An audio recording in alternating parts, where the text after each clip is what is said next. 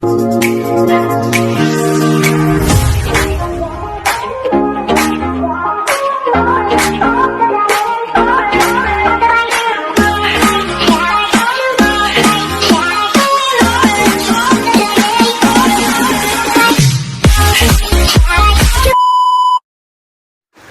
po ang ulam natin ngayon, alimango sa dagat, malaki at masarap.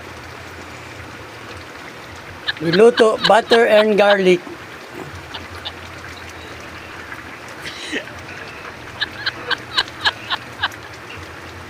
Paluto na po yan.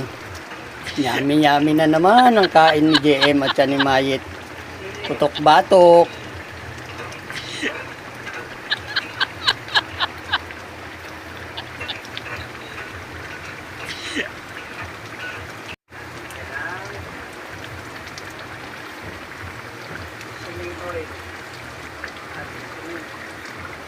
Pinapatuyuan lang natin konti.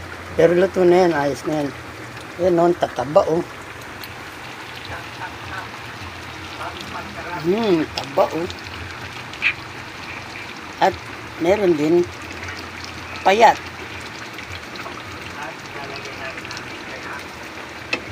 Tapos yung sipit o. Panalo yung sipit o. Ang laki-laki.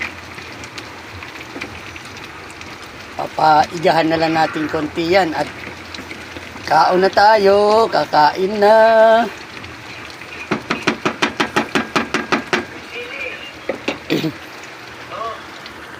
Tapos yung kanin natin luto na rin.